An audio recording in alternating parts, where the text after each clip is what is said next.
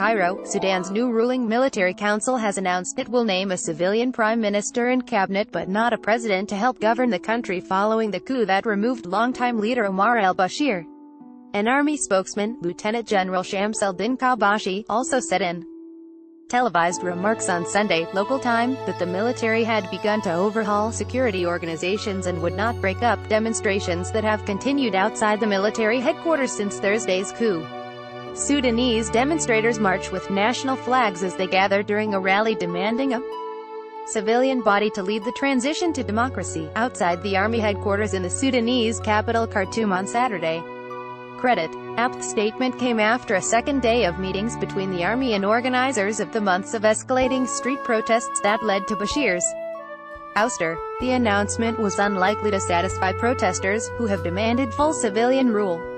Protest organizers have urged the military to, immediately and unconditionally, hand power to a transitional civilian government that would rule for 4 years. Advertisement. The Sudanese Professionals Association, which has spearheaded the protests, posted a 9-point list of demands earlier on Sunday, including prosecution of those behind the Islamist-backed military coup in 1989, dissolution of all pro-government unions, a freeze on the assets of top officials in Bashir's government, and dismissal of all top judges and prosecutors. There was no immediate comment from opposition figures about the military's announcement. After Saturday's talks, Omar al-Bashir, leader of the opposition Sudanese Congress Party, told protesters at a sit-in outside the military headquarters in Khartoum that the atmosphere had been positive. He said that the talks would focus on submitting the organizers' demands and transition plan and that they are calling for dissolving Bashir's ruling National Congress Party. "We demanded restructuring the current security apparatus," Bashir said.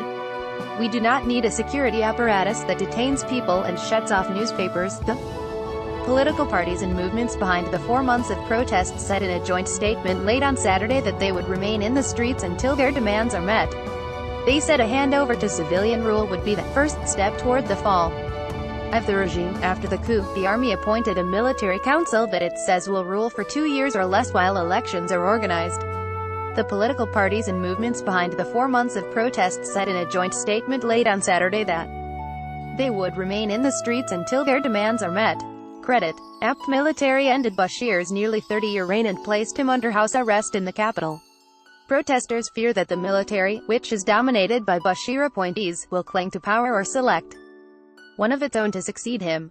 In separate statements issued late on Saturday, Saudi Arabia and the United Arab Emirates issued statements in support of Sudan's Transitional Military Council. Saudi Arabia said it stands by the Sudanese people and called on all Sudanese to give priority to the national interest of their country. The UAE urged Sudanese to work for protecting legitimacy and ensuring a peaceful transfer of power. Saudi King Salman ordered an unspecified package of aid for Sudan that includes petroleum products, wheat and medicine. General Abdel Fattah Burhan, sworn in on Friday as head of the Transitional Council. He assumed that role after protesters objected to its being led by General Awad bin Auf, who was seen as being too close to Bashir. The military announced on Sunday that bin Auf had retired. Omar al-Bashir, who has been held under house arrest after stepping down from the country's leadership, pictured in 2018. Credit. In remarks broadcast on state TV, Burhan said on Saturday that the council has invited all spectrums of Sudanese people for dialogue. He also said he was lifting the nighttime curfew imposed on Thursday, which was supposed to have lasted a month, and he declared the immediate release of all those detained and tried during the wave of unrest that began in December. Bashir imposed a state of emergency in February, banning unauthorized public gatherings and granting sweeping powers to the police in an effort to quash the protests. Dozens of people were killed in clashes between police and protesters, and hundreds were tried before emergency courts. Protesters modeled their movement on the Arab Spring uprisings of 2011 that swept leaders from power in Egypt, Tunisia, Libya and Yemen. They incorporated many of its slogans and established a sit-in outside the military headquarters in Khartoum earlier this month.